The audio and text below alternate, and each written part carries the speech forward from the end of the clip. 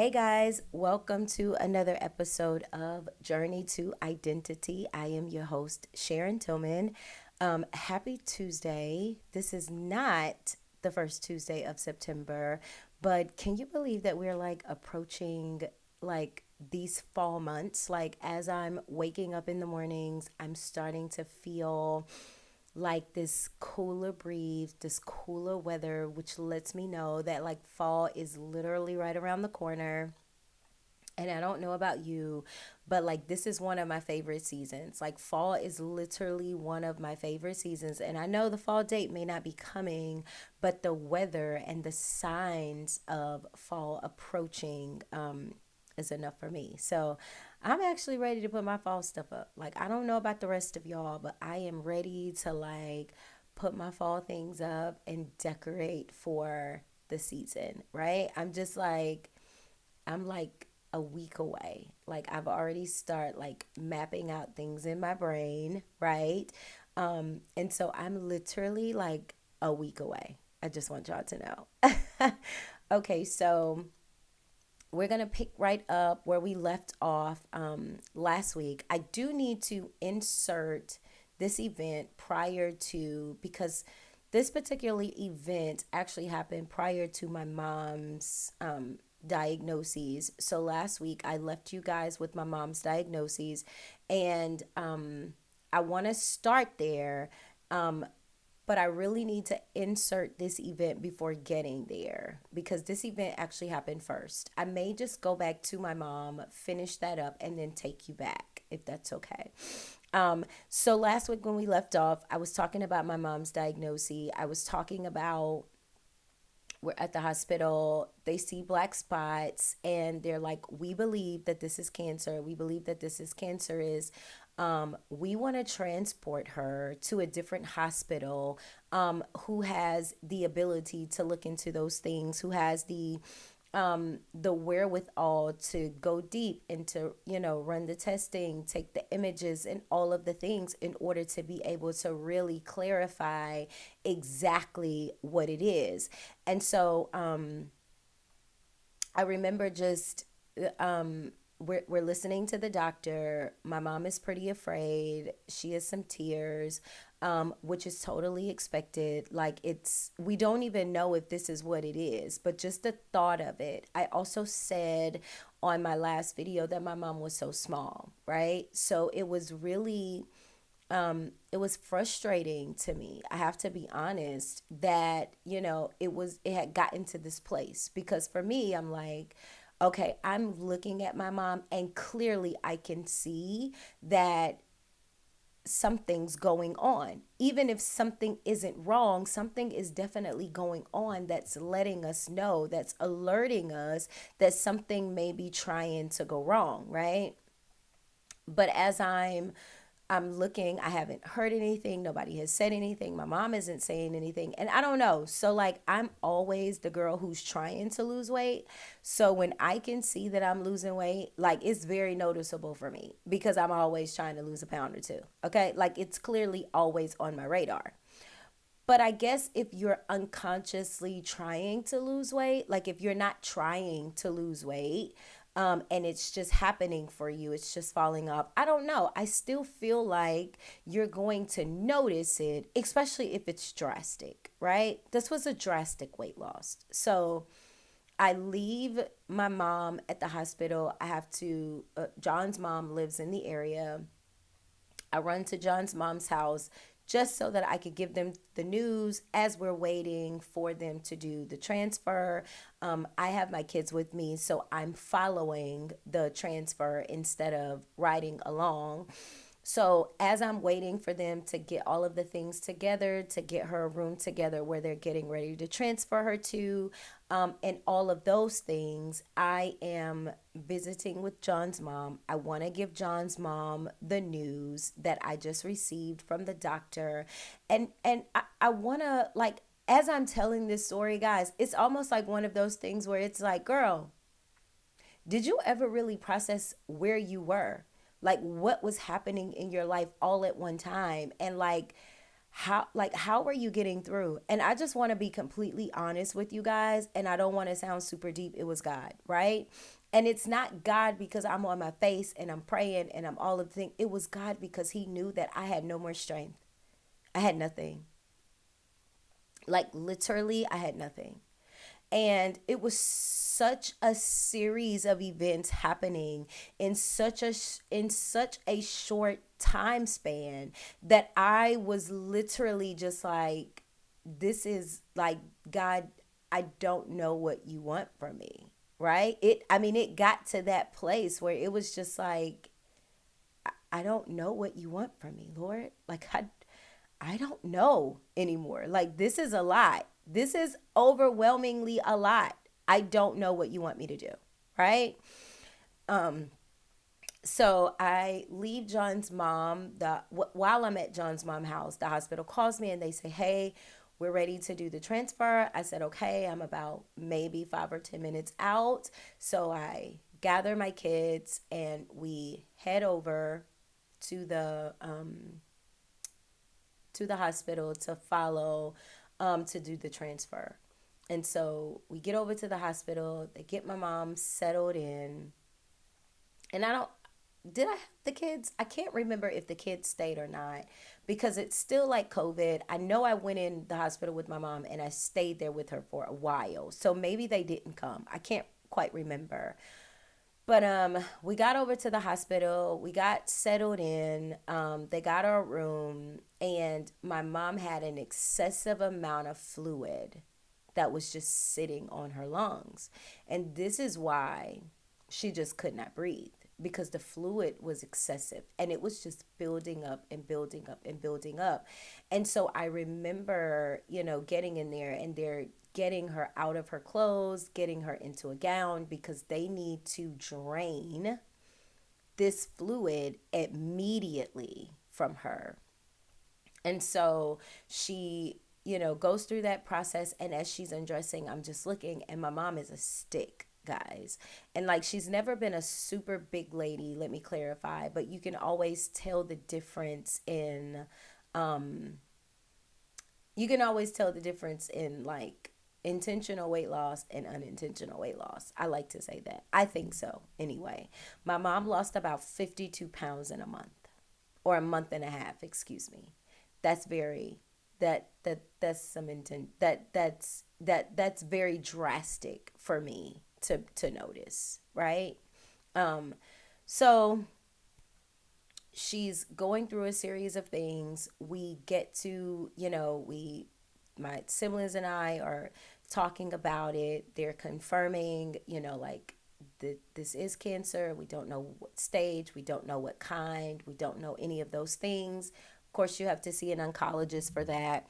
And so we get to, go see the oncologist and to do all of those things. And this is another process that I am walking out in the midst of John in the hospital fighting for his life at this time. Like, this is almost like another squeeze in my belt, right? So before I even get to my mom, there is an event that I have to go back to. So last episode, if you remember me saying I had to put like call list and all of the things in place for John. So there's a reason to the madness. John, of course, was with his sister, his mom, dad, and our kids whenever he passed out in the restaurant. And so they had like his keys, his phone, his like all of the things. I think his laptop for work was like locked up in the truck. I didn't have a spare key. I think we were on the spare key for the truck because I think another key got misplaced. I can't remember. Nevertheless, I had to wait to retrieve these things. So I didn't get these things right away. It took me at least a week or so to get John's things. Now, when I thought about it later on, I was always in my head like, when I found out what I found out, maybe a part of them knew. And so they were holding off the things as much as possible because I know that we were communicating back and forth like, I need to get his phone, I need to get his key. I need to get in his truck or whatever. And it was like it was almost kind of like like a tug a little bit, right? And I don't want to go on record saying that anybody was in on anything. That's not what I'm saying. What I am saying is, like, I remember having to ask more than once. I had to, like, I remember us having to converse about it more than one time for me to say, I need John's things. I don't have to say why. I need John's things, right? So, nevertheless, it took me about a week to get John's things. And so when I did finally get his things, I needed to get his laptop. So we had AFLAC information. And so, of course, he's in the hospital. I needed to file AFLAC so that I could, like, he had the password and like the passcode and all of the things in his email because, he set it up. So I just needed to retrieve those things so that I could put the claim in and all of the things. And of course, this is his work computer, but somehow or another, he still has it that's kind of tied to his phone. So I couldn't get in his phone at all. Okay. Like, I couldn't crack that code. Let's be clear. But I was able to get in his laptop in order to get the information. So I'm going through his emails in order to get the information. And as I'm going through his emails, I'm starting to see like messages or emails that he sent from his phone because he had his email set up, I guess, on his phone so he could get a work email while away from his computer. And so, of course, it's dual, right? Whatever the emails are, I guess, in the phone, these are the same emails that's popping up within his computer.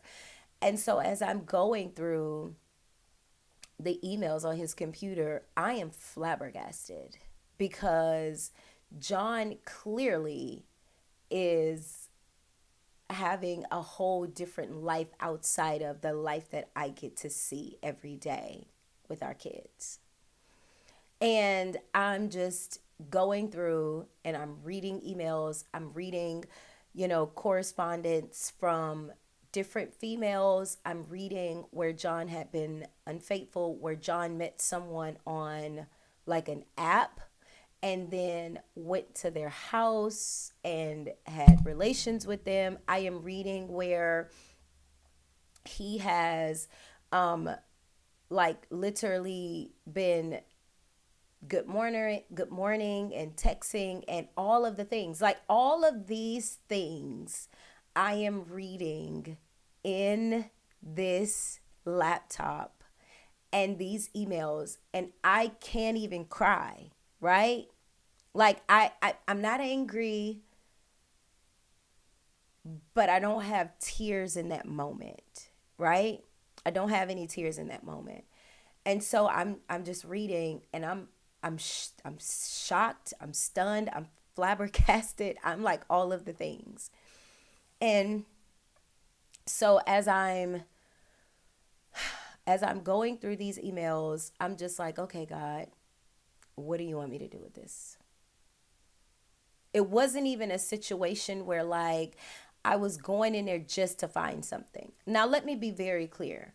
At this point in our relationship, John and I knew that, let me say I don't want to speak for John, but I knew that we were going to get a divorce. I said this early on, I believe in one of my episodes.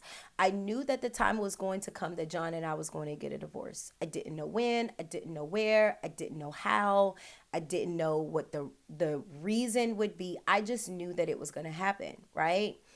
John and I had started to grow apart. We had become distant in the way of I was going to cheat on him, right? You remember that in the very first episode? I think I talked about it, or the second episode. Like it was at that point where I knew that I wanted to cheat. And because that's out of my character, I knew that we were at a place where it just wasn't, it was almost like, it's going to come to an end. You just don't know when, you don't know any of the details. So I knew that. Did I know that John was living this kind of life outside of our marriage? Absolutely not. Because I'm a lot of things, but I don't, I know within myself, right? And so of course, as we go down the road, we're going to talk about worth, we're going to talk about value, we're going to talk about how we feel about ourselves, and all of the things. We're going to talk about what our identity sometimes is tied to, and this is why we hang on. This is the reasoning for the story. Trust me, there's something to all of this, right? I'm building this story for you because I want to walk this thing out with you later. All of these things, of course, but it's like I never knew that John was living this kind of life. I never knew that he was living this kind of life outside of our marriage, to where you're meeting people on different apps and you're going out and you're having relations with people that clearly could have affected you and all of us. You don't know these people. You could have met some, and I'm saying that because like I clearly remember one of the emails. He met someone on Craigslist, right? Okay, so call me crazy. I must be a very simple girl because I wasn't aware that you could date people on Craigslist. I just thought people sold things, right? Well, obviously, I don't know if it was a transaction involved. I'm not sure. But I didn't know that, people hooked up on Craigslist. I'm simple. I'm a simple girl. I didn't know that, right? But I remember even in the messages, as they're corresponding back and forth, he's going over there and he's asking the question like, "You're not going to set me up to rob me, are you?" And I'm in my mind, I'm like, clearly, if I had this thought, I wouldn't even go. So you don't even know this person well enough to feel like they're not going to set you up to rob you. You don't even, like, you're asking a question that if you're going to meet someone, you should feel confident in the answer and not be asking it as you're on your way. I digress, right? So anyway, I just remember reading these messages and I'm like, God, what do you want me to do with this? Like I am like I'm sitting here like, what do I do? And so I had that moment of like, okay, God, is this you? Devil, is this you? Because it's like clearly I can't see John. I can't access John. But I got to pray for him. Like don't get me wrong, I'm not the only one praying. The world is praying for John at this point. Like everybody in this family, friends and, colleagues and all of the things, preachers and prophets that he was connected to, his mom is connected to, like, I mean, people that were in the restaurant, even the owner of the restaurant was like, listen, we were praying for him. And, just like everybody, right? So everybody is going to God on John's behalf, right? So it's not my prayers alone that he is relying on. But I remember just like, I have to have my heart posture in the right place, right? My heart got to be right. I got to pray for him with a right heart. How am I supposed to do this in this moment, right? And so I remember talking to my best friend about it. And of course, at this point, she's done with John and John's family because of just how things were handled, like even with, him being away and his mom was doing a lot of things. And it was just messy. It was so many messy things. So at this point, it's like, yeah, no, she's not the right one to tell because right, wrong, or indifferent, she ain't feeling them right now anyway. So I don't know if it's a bias here, right? So come out.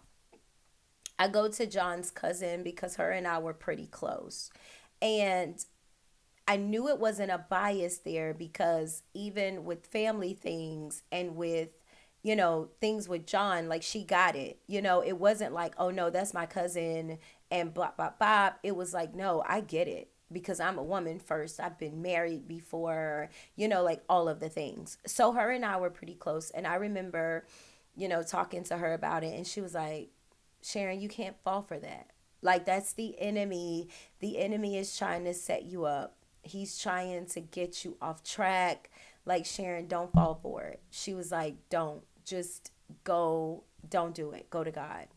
And like honestly, it was the best advice that she could have ever given me, right? Because I don't know if the enemy was trying to set me up or not. But I do know that when I went to my father, I went to him completely broken. At this point, I'm like, okay, God, I'm trying to pray for him. I can't pray for him with a right heart knowing this. God, I need you to heal my heart. And I need you to heal my heart of these things so that I could pray for him properly. I need you. Like, I don't know what else to do with this. I need, like, and this is what I mean by silent battles, right? Because people, not just me in that moment, in other moments of my life, but people in general, people are fighting silent battles. And some people are still able to show up with these silent battles. They're still able to show up even though things are so bad on the other end. Other people are not. Some people literally behave like what they're going through and it comes out. This is why, like, the person that I am today, I don't like to judge people off of their behavior. I like to see what the root is attached to that behavior. Oh my God, she's doing that, or he's doing this, or he's doing that. I wonder what that's attached to. I wonder what root that's attached to. I wonder what happened to them when they were younger, or who betrayed them in this way that now they don't trust other people, and so now they're behaving this way towards others. Like, to me, there is always an underlying issue, right? I don't know if it's the counselor in me. I don't know if it's the fact that I've been through so many things in my life where I've had to do both. There was a version of Sharon that showed up and you got whatever I was going through, right? Like you would feel whatever I was going through. And then there was another version of Sharon that showed up that could mask all of the things. You would never know that I was going through some of the things that I was going through because I was able to walk around here and not show signs of distress. I know what it's like to walk in the shoes of both of those girls. And so now I choose to be authentically who I am. I choose to, like, I'm not masking anything. I have silent battles. I have things that I have to go to my father for, but I know where my help comes from. I know who answers my prayers. I know who comes and runs on my behalf. I know who I can fall into the arms, into the heart, and into the lap to. I know that I can fall on my face and I can give all of my things to my father. And he has the ability to take all of the things off of me and give me peace that surpasseth all understanding. He has the ability to heal my heart in the moment of madness, in the moment of brokenness. He has the ability to put me back together again. And so I went to my father like, I need you. Tears in my eyes. I'm talking about tears rolling down my face. Listen, I was snotting so much, the snot was just coming out of my nose like tears, right? I'm giving you a visual because sometimes I have visual people, right? I don't know. It's like my nose be crying. Let me just say. But I remember being in my bedroom, laying on my face, and I'm giving all of the things to my father. Like, God, I cannot pray for him if you don't heal my heart. I can't. I don't want to pray prayers that aren't reaching. I don't want my heart posture to be in the wrong way, and I'm praying something that my heart really doesn't mean. Like, and I want to bring clarity to that because never in a million years that I want anything to happen to him. That is not what I'm saying. But when you are hurt and when you are broken and when you feel betrayed in the way that I felt betrayed when I saw those emails, It's one thing, and this wasn't John's first rodeo of infidelity. Let me bring reference to that. John had multiple times of infidelity, right? Over a span of our 13 years at this point, I think, or 12, 13 years that we were married at this point, he had an expand, like he had more than one occasion of infidelity. So it wasn't new that, okay, now he's done this in this moment. No, it had happened before. So it wasn't like I wanted anything to happen to him, but it's like you betraying me in one way, like when we have nothing going on, but now you're like fighting for your life, and I have to be, I gotta pray for you with that. And then I'm dealing with all of this family stuff that is escalated because of the situation, right? And and it's me. It's like me versus all of them almost, because mom comes with a pack, right? And so then it's like you and that, and then I feel stupid. I feel dumb. I feel it's like, how did you not know all of these things, right? And like I said, I knew that, we were growing apart. I knew that we were going to get a divorce. I didn't know that it was like that. I want to be very clear, right? I didn't know. And I'm not saying that we never know, because sometimes we definitely know. And I'm not saying that I never thought anything was happening. I just never thought anything was happening to that extent. So now you're making me feel, like I've got a series of things that I'm feeling, and the more of these things are geared towards me than you, because it's like, again, you embarrass me. I'm out here crying and fighting and praying for you, and there's probably somebody else out here crying and fighting and praying for you, right? So I remember having to like lay at the feet of Jesus.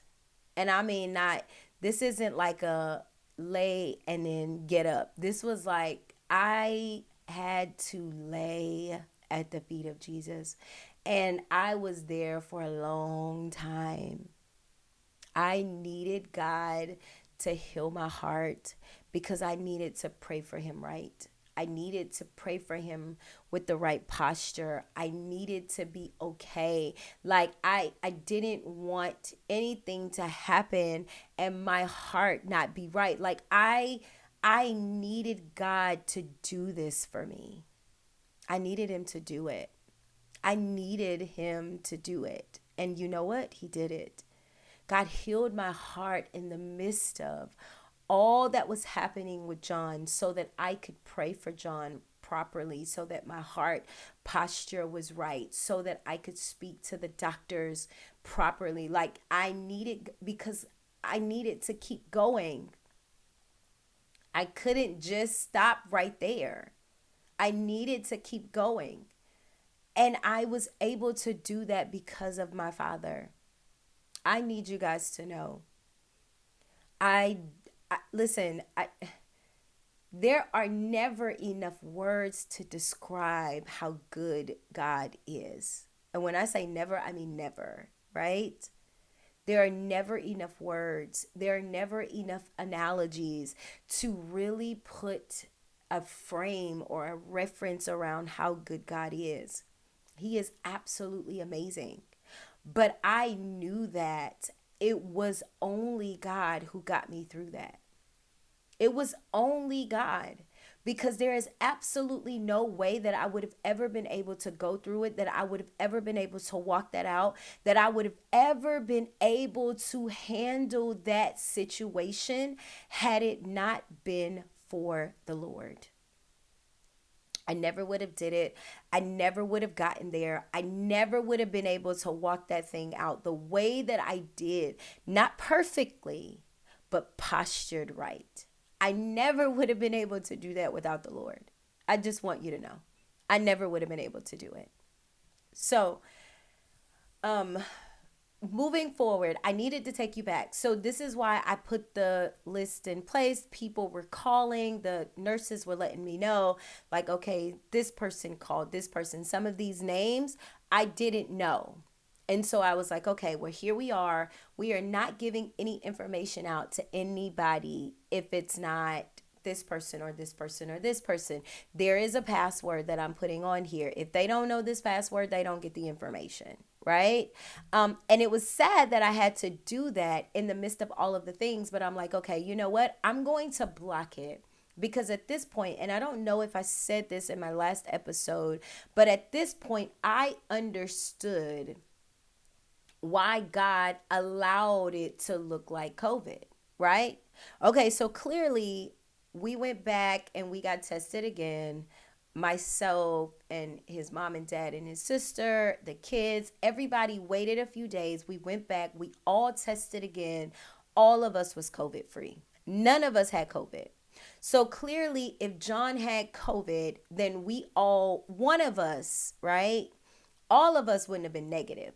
One of us at least would have encountered it, but we were all negative both times. So none of us had COVID. I believe that God needed to get him in a place, right? Because sometimes I believe that God has the ability to slow us down when we're too busy. And John was busy. Now, clearly at this point, John's busyness wasn't just working, right? It wasn't just working and practices and rehearsals and shows and concerts and all of the things. It was women and dates and sexual encounters and all of these other things that he was incorporating in here, right? But he was busy. I remember when he had his accident about his leg. His leg is how we got here. So I know I told you guys about the leg.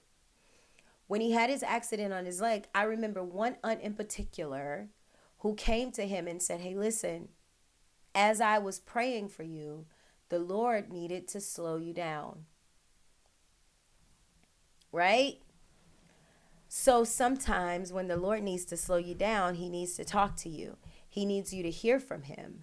And if you're so busy that you're not slowing yourself down, if you're so busy that you're not making space or you're not making time, then he has a way to slow you down, to make space and to make time, right?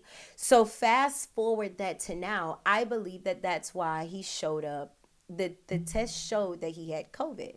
I believe that God wanted him to be by himself for 21 days so that he could speak to him only. He wouldn't have the voices of a lot of other people in his ear.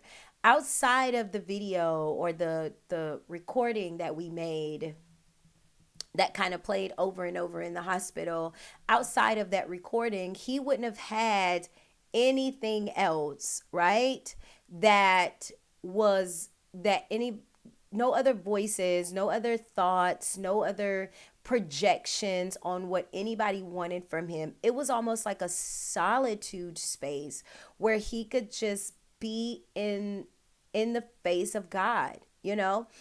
I don't know what happens with people when they're in ICU, when they're on a ventilator, like where do they go? Like do they get to have that special encounter with God? You hear different things, right? So you just really don't know. But I know that, he had 21 days of it. He had 21 days of no visitors or anything. So he was able to just be in that space, right? After 9 days, he did wake up. We took him off the ventilator. I don't want to say pull the plug. It sounds so harsh. We took him off the ventilator at 9 days and he was breathing on his own.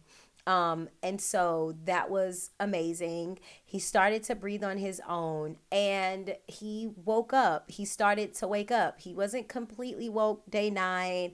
I don't even think he was completely woke, maybe day 10 or 11, but maybe day 10, by day 11, possibly.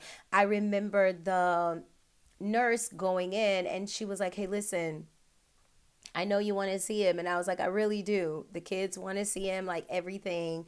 So they would take an iPad in there and they would sit the iPad in there with him and they would FaceTime us. And so we would have an opportunity to talk to him on FaceTime. And so he would just be looking, at first, not really doing a lot of talking, knew exactly, who we were. And so once he got strong enough, breathing on his own, they were able to move him out of ICU into a regular room. Now, granted, we still can't see him because it's 21 days, right? They are very, very particular on that particular law, not going in there. But we were able to, see him every day on FaceTime. We were able to talk to him every day on, FaceTime with the iPad.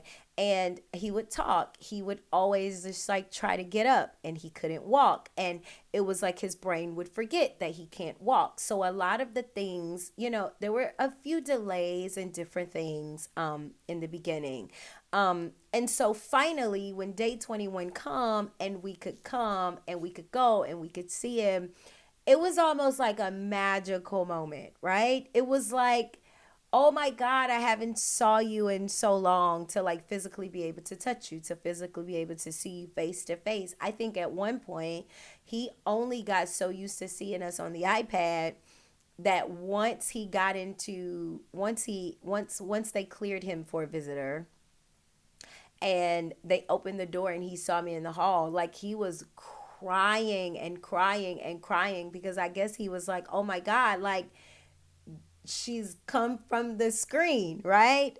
So fast forward to, whatever week this was, about 7 weeks he was out of the house. So he got transferred to a regular room. He stayed in the regular room for a while. And then they transferred him to a long care facility, which he was a little more advanced for the long care facility, but they felt like that's where he needed to be to slowly transition him into rehab. And so, being at the long care facility, everywhere he went, there were no kids. The kids weren't able to see him. When he did get to the long care facility, the good thing about it was he could go outside, he could sit outside, and so sitting outside, the kids could come outside and see him, but they could not go in. So sometimes I would bring the kids. He would, I would get him outside, and then the kids would get out of the car and the kids could visit with him outside. My son, old enough to go inside the long care facility, he was able to go inside. So he could go inside and he could visit, but it was difficult for him. It was difficult for him to go inside, to see him like that, all of the things. Now, my children weren't privy to any of these things. They weren't privy to the things that I found in the emails. They were not privy to even my mom's cancer at this point, because I felt like my children had already been through so much, right? They watched him have a heart attack right in front of their faces. They watched him be on the floor and then working on him, and then him being out of the house already for so long. And they would get to talk to him on FaceTime. They would get to see it, but it was different, right? So I understood that that was a lot for them. I couldn't put anything else on them. So I didn't tell them about my mom's cancer. Now, I wasn't going to tell them about the infidelity anyway, because they didn't know about all of the infidelity previously. They never knew. But I didn't want to tell them about my mom's cancer either, because I didn't want to put anything else on them. They were going through enough. And so I set them up with therapy, because I am a therapy girl. And I believe in Jesus in therapy, right? And so I needed them to be able to talk these feelings and emotions out. I needed them to be able to, decipher through these things. I needed them to have someone to talk to who could give them application in different things, right? Because that's what therapy is all about. It's not to replace the Jesus factor in your life. They had Jesus, they had mom, they had church, community, all of the things, but they needed someone who could help them walk these things out and applying them properly. And that was something that I couldn't do for them as mom. Like, I'm a therapist, so yes, I could have done it, but it's different with your kids. Like, sometimes they need to talk to someone or hear from someone that they absolutely don't know, so that they can receive it better. And so that worked for them. So my children are in therapy. John is still in the long care facility at this point, and we're going to prepare him for rehab. And over the course of time, it's a lot happening, right? So over the course of time, um you know, me and mom, and I had a preacher who reached out to me to ask if I was okay. And you know, he said that he spoke with mom and mom didn't mention me. And so he was like, is everything okay? Are you guys still together? Like, he was confused. And so I spoke with the preacher, just to let him know what was going on. And I was able to just keep fighting, to just keep going. It wasn't always easy. It wasn't, I'm telling you, I saw mom before we could get into the room again with John. I saw mom maybe twice. Both times I went to her. Mom never came to visit us. Mom never checked on us. Mom never, and I told mom this, right? I said, I get the doctor's reports and I call you. And so we talk about it. You never even ask us if we're okay. You never ask if we need anything. You never ask if there's anything we can do. I remember mom even going to my son and asking my son, who does John pay his car payment to? Because I want to make sure that John's car payment is getting paid while he's not, you know, here able to pay it or whatever. And my son was like, I don't know. You got to ask my mom. And I was like, that was a good answer. But then I had to go to mom and be like, hey, listen, we got 17 bills in this house, right? If you want to know anything about any of the bills in this house, you come to me. You don't go to my son because he doesn't pay anything in this house, right? Just it was just little things that could be major things, but it was a lot of things. So as I'm dealing with this, I'm dealing with the things that I know. I'm dealing with my mom. I'm dealing with John's family. It was a lot on me. I'm still working. I am still working full time. Let me be very, very clear. I want to make that very, very known. I am still working and I am still going to school. Don't ask me how I'm doing all of the things. Don't ask me how everything is getting done. All I know that everything is getting done. At that point, I think that I could have just been avoiding all of the things that I was really dealing with. So, staying busy. This is why people stay busy when they're going through a lot of things, because it helps them to not focus on the thing in particular that they're going through. I had a lot of things that I was going through. I couldn't focus solely on just those things. I had to focus on everything. I had to still be a mom. I had to still be an employee. I had to still be a student.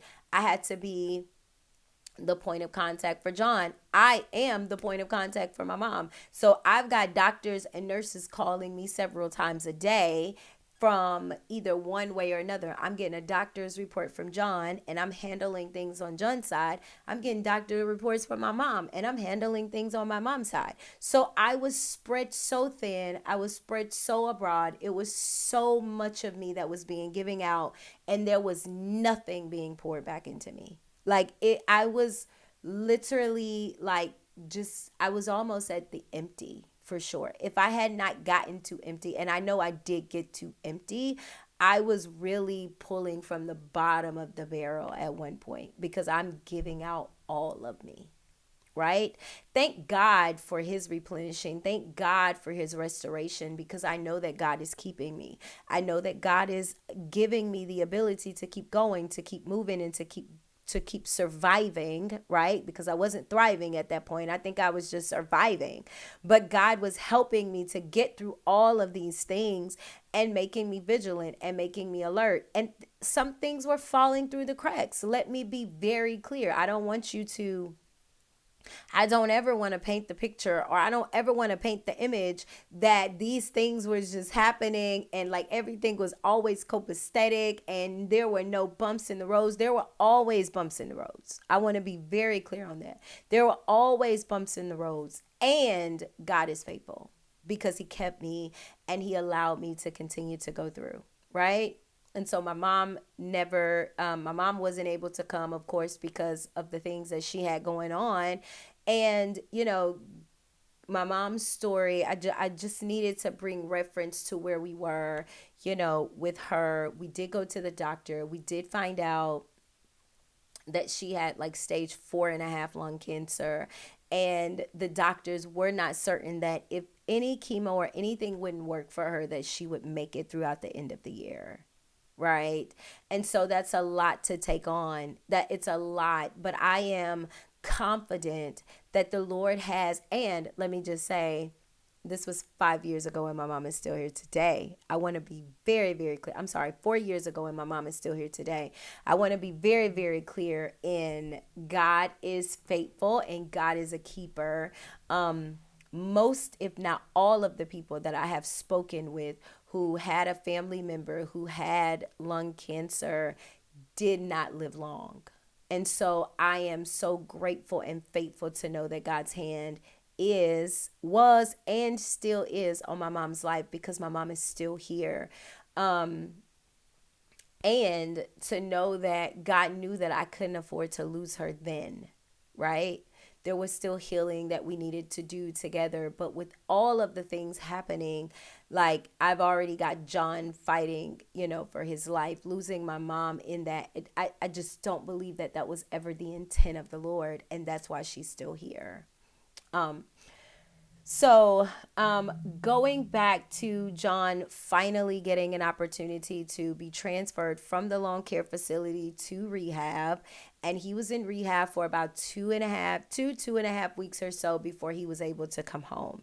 At this point, it was a long road. This was a long journey. I'm still going back and forth from the long care facility to home to work, taking care of the kids, like all of the things, right? So it's a lot of things happening. Um, so I remember just, going to the long care facility. There's one particular event that happened. John was very angry, I think, not at anybody in particular. I just think it was the situation. I think just, looking at your life from a different lens, looking at your life from a different view, just thinking about, what you were doing and where you were going. I think it's scary to think that all of that is coming to an end. It's scary to think that that you're not going to be able to be the person that you decided that you were going to be. It's a scary thing. And so I think that, the reality of where John was setting in. And so he was definitely, upset about different things. He always wanted to go home. I would always tell him he couldn't go home yet. His mom would always tell him that she was going to bring him home. And so he was looking at me like I was the bad guy. Like, you're making me stay here. Mom want my mom to come pick me up because my mom said she would. And I'm like, can you please tell him that you're going to, like, stop telling him that you're going to pick him up, because he's expecting to go home and we know that he can't go home yet. And we just have to tell him the truth. Like, you are gonna go home. You're just not gonna go home today. So there were moments when he would be upset with even me because he felt like I'm making him stay. So, and I'm not, I'm only bringing this up, not towards her or towards him. I just think it's something that people go through whenever, they have a loss or whenever they experience some type of illness or something. I definitely think it's just something that happens to people. And this is just a part of their process. This is just a part of, what they go through. So as we were approaching time for John to come home, we had to prepare space for him. We had a bedroom that was downstairs in the house, and we used it for, like, he used it for his studio. So it was literally cleaning all of that out, trying to like get that room prepared to be a bedroom, because it had never been operated as a bedroom before. So getting that room prepared so that it could become a bedroom so that he could sleep in there, because he wasn't able to walk. So of course he wasn't going to be able to like come up the stairs and stuff. And so doing all of those things, I thank God for my village, because they really pulled through for me to help me like put, all of the things together. Because let me just tell you, I am not that girl, okay? I am not that girl. I walk very, very, very, very well in my stiletto heels, in my femininity, okay? I just want you guys to know. I just want you to know. So thank God for the ones who know how to do tools, who know how to put stuff together, who know how to build, who know how to do all of the things. We were preparing John to come home. And so John coming home was going to need a lot of care. John was going to need someone to be with him 24/7 because he wasn't in a space where he could be by himself. And so John coming home was going to take, nurses. He was going to have a nurse throughout the day. And then he was going to have someone that has to be with him at night. So he wasn't going to be sleeping by himself. Somebody was going to have to stay with him throughout the night so that he didn't get up, so that he wasn't like getting up and, like all of the things. So we had that. We had all of those things, taken care of. We got some nurses, like I got a nurse to come in. A nurse was going to be here up until, like it was a small gap in between me getting home and the nurse having to leave. And so we were trying to like fill that gap, but all of the other things had really been worked out. And so it was almost time for John to come home. And so I remember the day when we went and got John and we came home, and um John was very excited to like get out of the long care facility, which, of course makes sense. He was very, very excited to get home.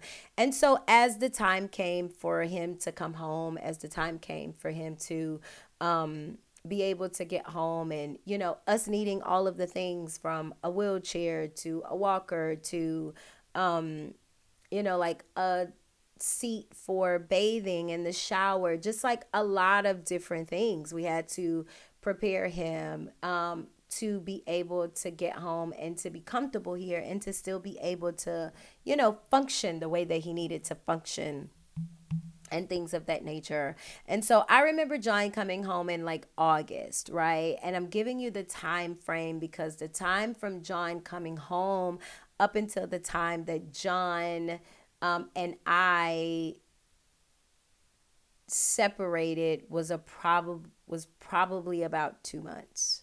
It was probably about 2 months exactly, right?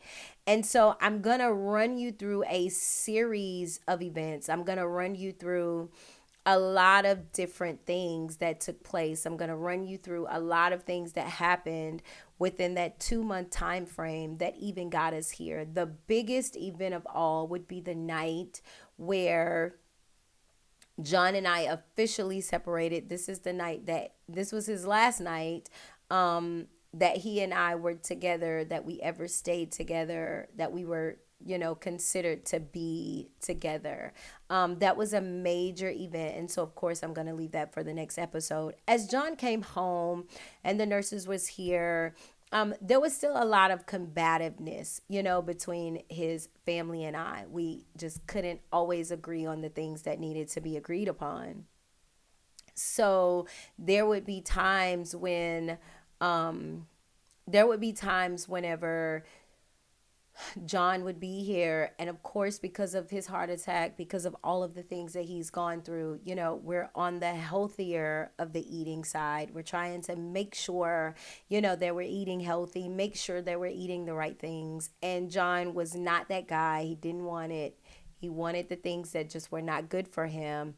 And I think mom wanted to make him happy. And so there were moments when mom would just go get it. Mom would just go get the things that he wanted because she wanted to make him happy.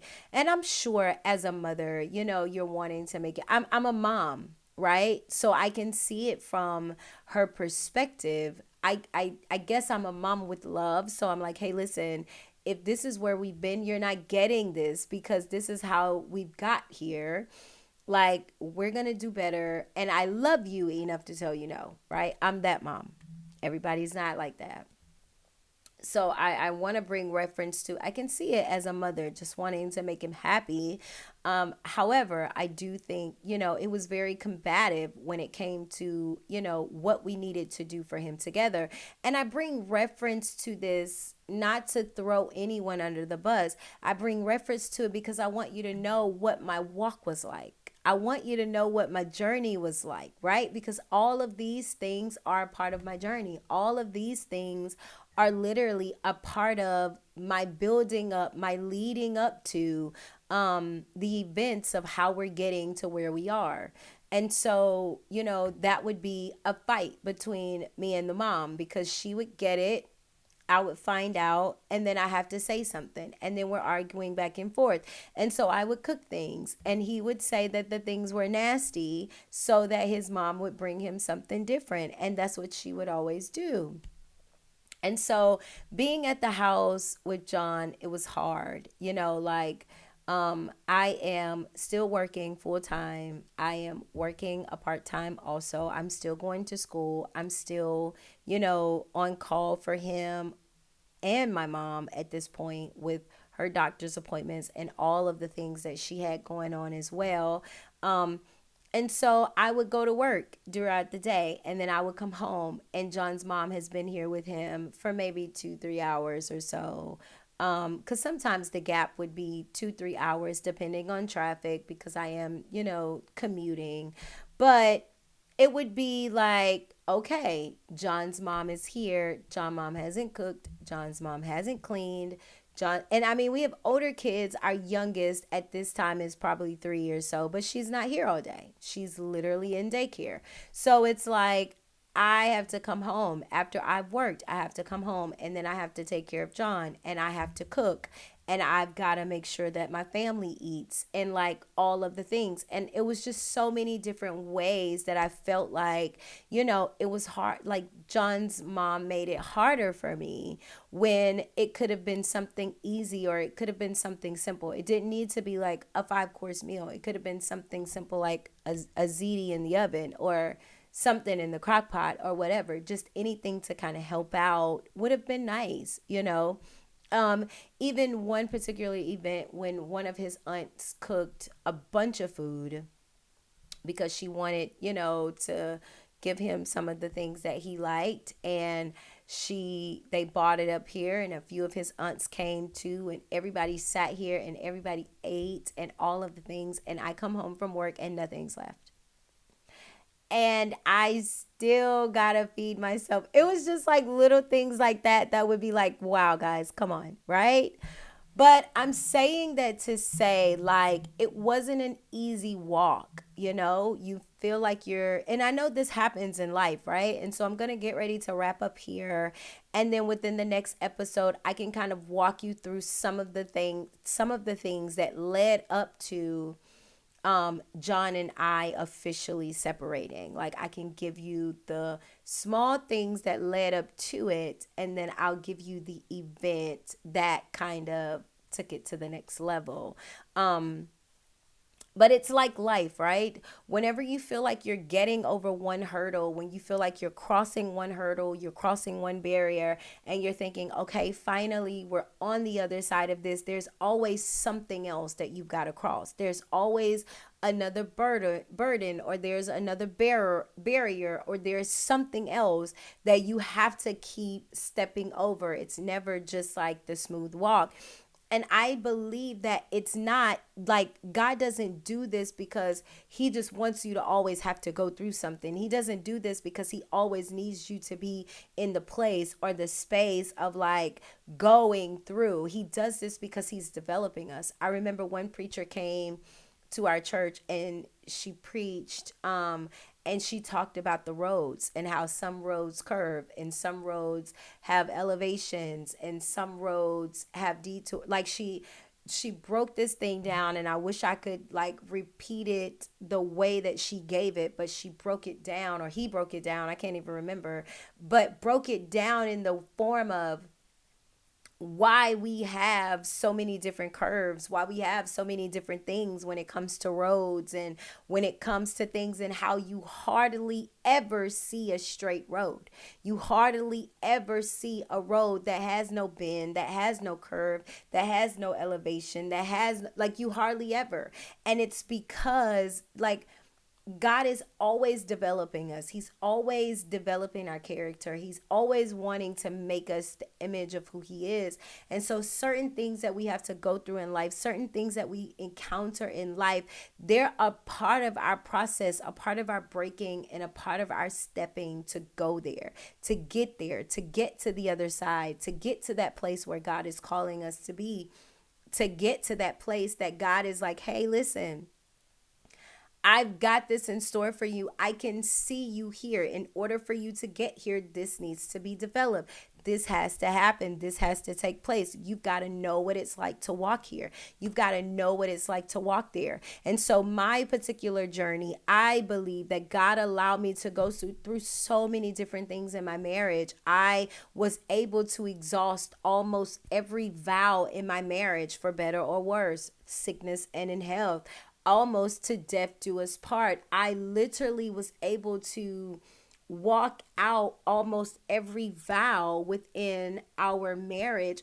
And I don't believe that that is by happenstance. I believe that the journey, that the purpose, that the assignment that God has me on is the assignment that I need to be on, the assignment that reflects all of the things that I've gone through. So I'm not coming to you just from what I've heard, just from what I think, just from what I believe, but I get to come to you with what I know.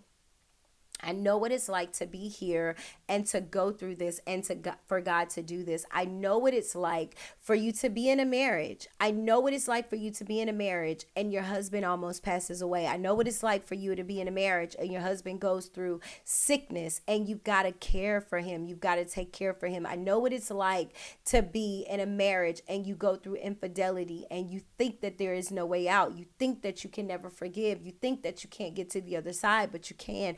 I know what it's like to be in the position of a lot of these different things. And I know what it's like to get to the other side with God. And so ultimately, God is our everything, right?